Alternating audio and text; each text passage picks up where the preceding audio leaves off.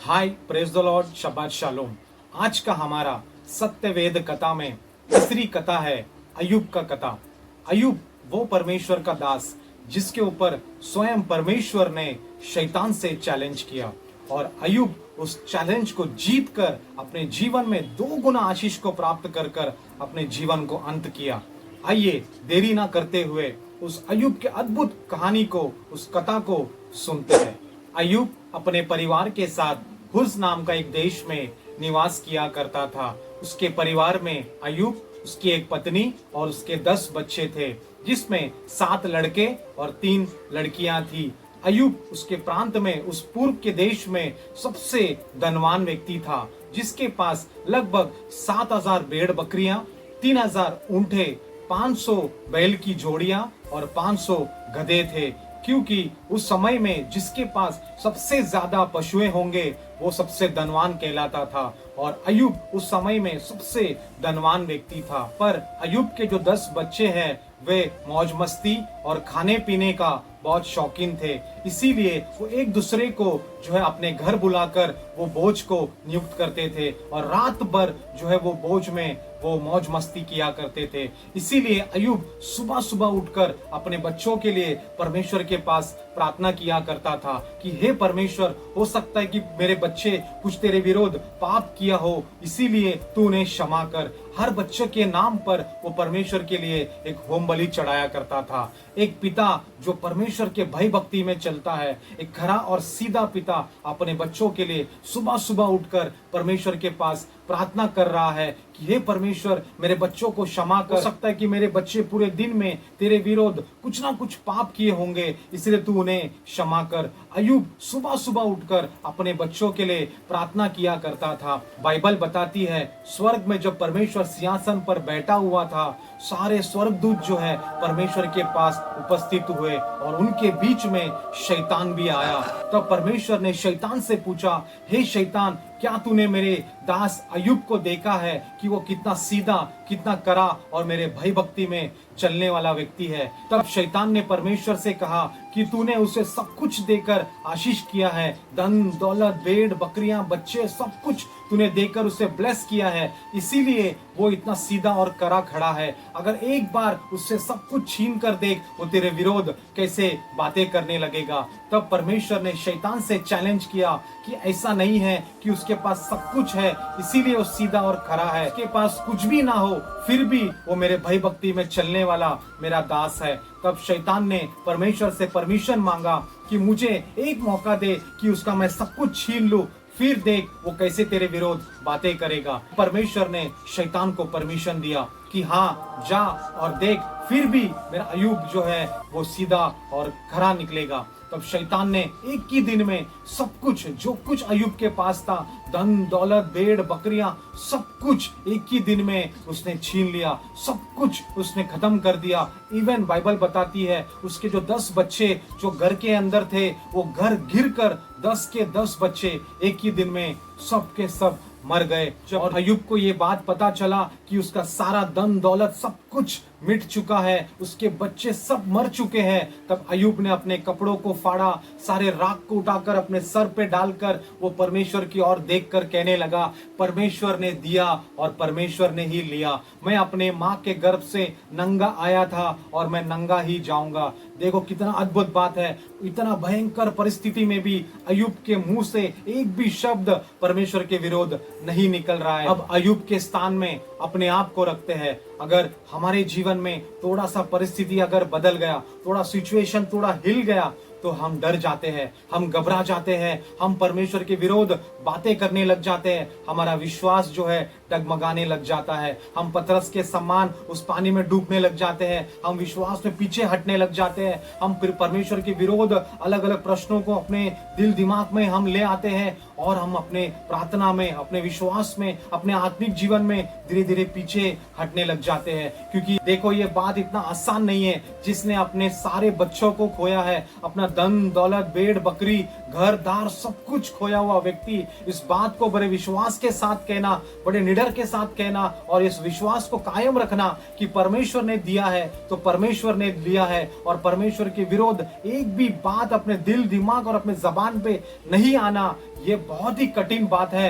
आज के विश्वासी इस समय में ऐसा एक नामुमकिन सा परिस्थिति है कि कोई ऐसा रहे कि इतने परिस्थिति में, इतना भयंकर परिस्थिति में भी परमेश्वर पर पूरा का पूरा विश्वास ताम कर वो रुका रहे। ईश्वर का वचन उसके बाद कहता है कि परमेश्वर ने शैतान से फिर एक बार पूछा कि देखा कि मेरा दास कितना खरा और कितना सीधा है। तब शैतान ने फिर एक बार परमेश्वर से कहा कि हो सकता है कि सब कुछ उसने लुटा दिया, सब कुछ उसने अपने जीवन में खो दिया, फिर भी उसका शरीर उसके पास है, उसका स्वास्थ्य, उसका हेल्थ अभी भी सही है। एक बार उसके शरीर को तू छू, एक बार उसके ऊपर बीमारी जब आएगी, जब बात उस पर आएगी, उसके शरीर पर आएगी, तब वो तेरे विरोध बातें करेगा।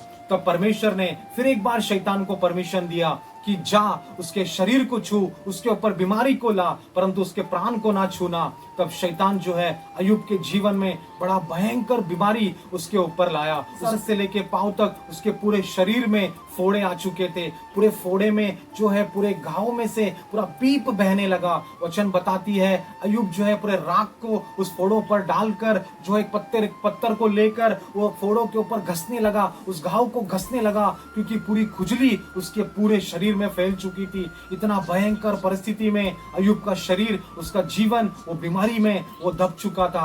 अय्यूब की पत्नी उसके पास आकर उसको वो भयंकर परिस्थिति में देखकर वो उसे कहती है कि छी, अब तो तू तेरे परमेश्वर के विरोध बातें कर कर, उसको श्राप देकर, उसको हाय देकर क्यों ना तू मर जाए। तब जो है अय्यूब बड़े विश्वास की बातें उसके पत्नी की ओर देखकर कहता है, हे मूर्ख स्त्री, ऐसा क्यों है कि हम परमेश्वर से सिर्फ सुख की आशा करते हैं। हो सकता है कि कभी कभी दुख भी लेने का योग्य हम बने रहे। देखो अय्यूब के लिए ये इतना आसान बात नहीं था, क्योंकि पूरा देश का सबसे धनवान व्यक्ति जो है सब कुछ खोकर इतने भयंकर परिस्थिति में ऐसे विश्वास में बने रहना जो है हमारे लिए अय्यूब का जीवन, अय्यूब का परिस्थिति एक चैलेंज है कि क्या हम ऐसे परिस्थिति में परमेश्वर के विश्वास में बने रहते हैं। जब हमारा जीवन सब कुछ अच्छा होता है तब हमारा आत्मिक जीवन, वचन जीवन और प्रार्थना जीवन सब कुछ सही होता है और सही लगने लगता है। जब हमारे परिस्थिति में थोड़ा कुछ बदलाव आता है तब होता है असली परीक्षा, जो अय्यूब के जीवन में था। हमारे जीवन में जब ऐसा परीक्षा आती है उस समय स्वर्ग से परमेश्वर झुक कर देखता है कि तब मेरा बेटा, तब मेरी बेटी ऐसे परिस्थिति में, ऐसे परीक्षा में वो क्या करता है या क्या करती है। अय्यूब का ये भयानक परिस्थिति जो है पूरे देश में फैल चुका था।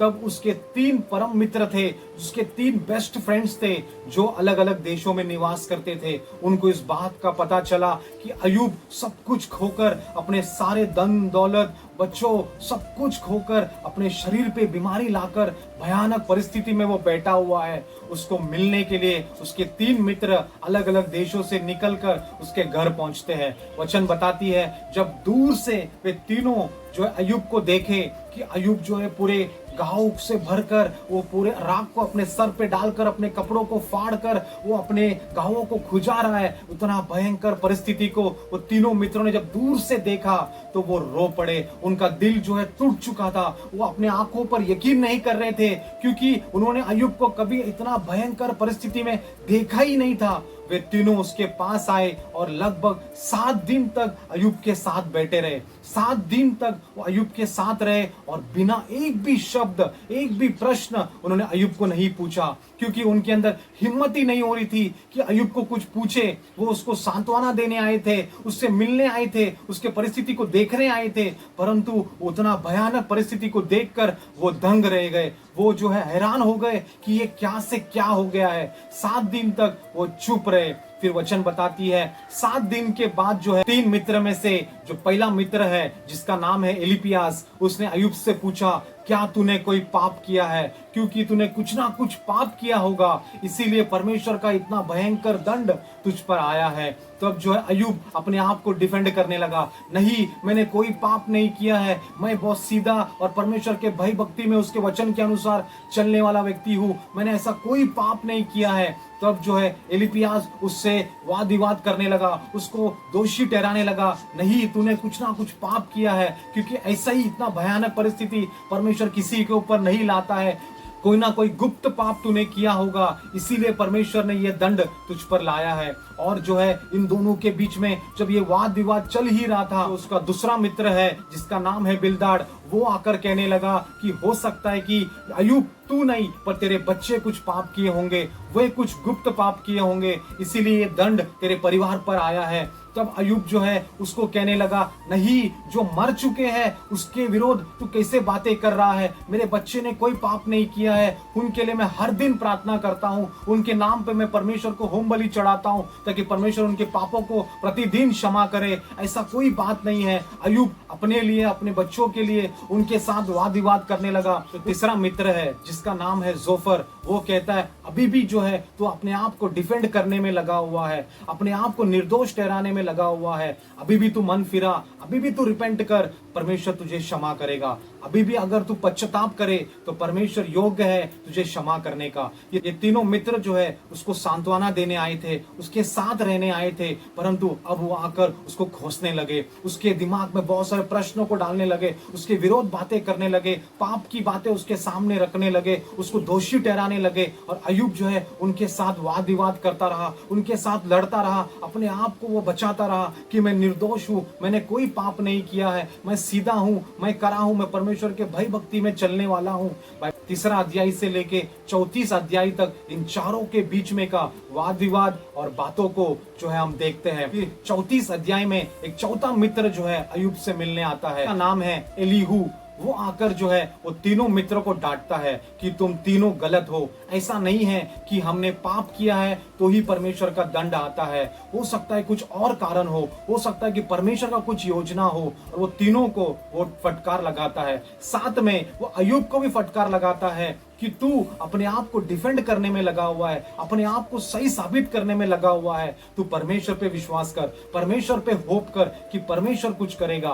परमेश्वर जो है उसके बुद्धि के ऊपर निर्भर रहे, उसके ऊपर आशा कर, अपने आप को सही साबित करने में तू लगे मत रहे। जो है वो एलीहू जो है वो तीनों मित्रों को भी डांटता है और इवन वो अय्यूब को भी डांटता है कि उसके बाद जो परमेश्वर ये सारे चीजों को सुन रहा था, ये सारे घटना को देख रहा था, परमेश्वर का वचन कहता है परमेश्वर स्वयं जो है स्वर्ग को छोड़कर एक बवंडर के रूप में जो अय्यूब को मिलने आता है और उस बवंडर में से अय्यूब के साथ स्वयं परमेश्वर बातें करने लगता है। क्योंकि अय्यूब जो है इन सारे अध्यायों में बहुत सारे प्रश्नों को परमेश्वर को पूछता है कि हे परमेश्वर, तूने मुझे क्यों पैदा किया, तूने मुझे क्यों ना मार दिया, मेरे माँ के कोख में अगर मैं मर गया होता तो अच्छा होता, परमेश्वर तूने ऐसा क्यों किया, परमेश्वर तूने वैसा क्यों नहीं किया। ऐसे बहुत सारे प्रश्नों को वो परमेश्वर की ओर देखकर परमेश्वर को पूछता है। सारे प्रश्नों को सुना हुआ परमेश्वर जो है उस बवंडर से अब अय्यूब से बातें करने आता है। तब परमेश्वर जो है अय्यूब से उस बवंडर में से 64 प्रश्नों को परमेश्वर अय्यूब को पूछता है, जिसका एक भी उत्तर अय्यूब के पास नहीं होता है। और जैसे कि जब मैं ये संसार को नींव डाल रहा था तब तू किधर था, जब आकाश को मैं चद्दर के समान फैला रहा था तब तू किधर था, जब ये भूमंडल में सारे ग्रहों को मैं नियुक्त कर रहा था तब तू किधर था, जब सूरज चांद को उजाला के लिए मैं नियुक्त किया तब तू किधर था, जब समुद्र के गहराई को मैं नाप रहा था तब तू किधर था, जीव जंतु को जब मैं उसके जीवन को दे रहा था तब तू किधर था, हर 4 दिशाओं को बना रहा था तब तू किधर था, हर जीव जंतु को, हर पशु पक्षी को उसके समय में जब उसको भोजन खिला रहा था तब तू किधर था। ऐसे लगभग 64 प्रश्नों को परमेश्वर ने अय्यूब से पूछा और वचन बताती है एक का भी प्रश्न अय्यूब के पास नहीं था। वो चुपचाप परमेश्वर के सम्मुख खड़ा रहा। अय्यूब को आखिर में परमेश्वर पूछता है, तुझे तेरे प्रश्नों का उत्तर चाहिए या ये परिस्थिति में तुझे मेरा साथ चाहिए, तुझे क्या चाहिए तो चुन। तब जो है अय्यूब जो है सब कुछ मानकर परमेश्वर के पास शांत होकर परमेश्वर से कहता है, परमेश्वर मुझे कोई भी प्रश्न का उत्तर नहीं चाहिए, मुझे सिर्फ तू चाहिए। परमेश्वर जो है उन तीनों मित्रों से कहता है, तुम तीनों ने अय्यूब के विरोध पाप किया है, उसके विरोध बातें किया है, इसीलिए तुम जो है होम बलि को चढ़ाना, तुम पश्चाताप करना। तब अय्यूब जो है अपने मित्रों के लिए प्रार्थना करता है। जैसे ही अय्यूब अपने 3 मित्रों के लिए प्रार्थना करता है, बाइबल का वचन बताती है अय्यूब को 2 गुना आशीष के साथ उसे ब्लेस करता है। जो कुछ उसने खो दिया था उसका दुगना आशीष परमेश्वर उसको देकर तृप्त करता है। जो कुछ उसने भेड़ बकरियों को खो दिया था, अपने बच्चों को खो दिया था, धन दौलत को खो दिया था, सब कुछ 2 गुना परमेश्वर फिर उसको लौटा कर देता है। उसने अगर 7,000 भेड़ बकरियों को खो दिया है, परमेश्वर ने 14,000 भेड़ बकरियों को लौटा कर दिया। अगर 3,000 ऊंटों को खोया है तो 6,000 ऊंटों को परमेश्वर ने लौटा कर दिया। तो 10 बच्चे खो गए, फिर एक बार परमेश्वर 10 बच्चों के साथ ब्लेस करता है। अय्यूब ने अपने खोए हुए 10 बच्चों को फिर प्राप्त किया। सिर्फ बच्चों को नहीं, अपने जीवन में उसने पोतों को भी देखा और अय्यूब जो है अपने जीवन के पूरे आयु के समाप्ति तक जीवित रहा और वो अंत में अपने जीवन को समाप्त किया। इस तरह अय्यूब अपने जीवन में परमेश्वर के उस परीक्षा में निडर रहा, विश्वास के साथ बने रहा और आखिर में उसने परमेश्वर का 2 गुना आशीष को प्राप्त कर अपने जीवन को अंत किया।